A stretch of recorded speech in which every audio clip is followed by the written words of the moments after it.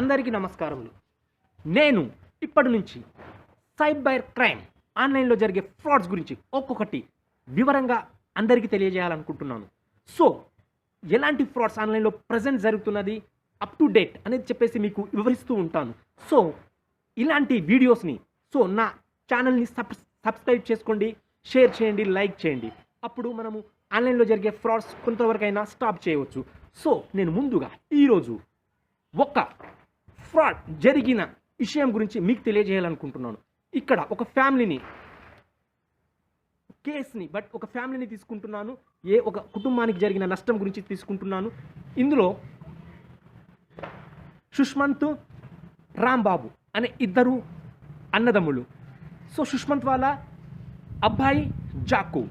So ఇక్కడ hacker ఏం చేస్తాడంటే జాకోబ్ ఒక వాట్సాప్ని హ్యాక్ చేస్తాడు. అందులో డేటా మొత్తం తీసేసుకుంటాడు.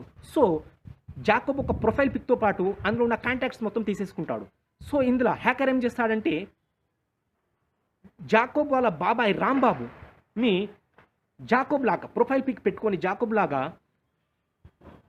డాడీకి హెల్త్ బాగోలేదు, 2 lakhs అవసరం అని చెప్పేసి మెసేజ్ చేస్తాడు.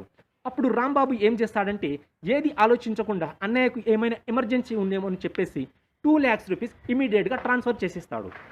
తర్వాత మరుసటి రోజు మళ్ళీ హ్యాకర్ ఏం చేస్తాడంటే సేమ్ అలాగే ఇంకో 1 లక్ష కావాలని చెప్పేసి అడుగుతాడు. అప్పుడు రాంబాబుకు డౌట్ వచ్చి ఇమీడియట్గా అన్నయ్యకి కాల్ చేస్తారు. అన్నయ్య హాస్పిటల్లో ఉన్నావా, ఇంటికి వచ్చేసావా, ఎలా ఉంది అని చెప్పేసి అడుగుతారు.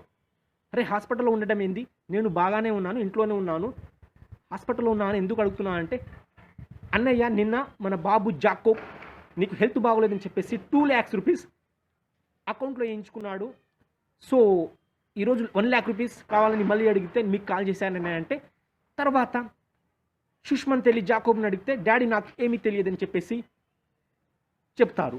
అప్పుడు ఇమీడియట్గా జాకోబు వాళ్ళ బాబాయ్ ఇది ఏదో ఆన్లైన్ ఫ్రాడ్ సైబర్ క్రైమ్ లాగా ఉంది, ఒక సైబర్ క్రైమ్కి వెళ్ళి కంప్లైంట్ చేయమని చెప్పగానే కంప్లైంట్ చేస్తే ఆ ఫ్రాడ్ జాకోబ్ చేసినట్టు తెలియదు, సైబర్ క్రైమ్ హ్యాకర్స్ చేసినట్టు తెలుస్తుంది. కావున మీరు ఇలాంటి వాట్సాప్ కాల్స్లో చిక్కుకోకూడదు, వాట్సాప్ హ్యాకర్స్ చిక్కుకోకూడదు అంటే ముందు జాగ్రత్తగా ఈ విషయాన్ని అందరికీ తెలియజేయండి.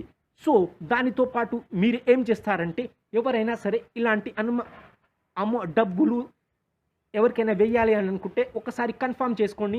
ఎవరైనా అవసరానికి అడిగితే ఫోన్లో కన్ఫర్మ్ చేసి కనుక్కోండి. సో అందరికీ నమస్కారములు.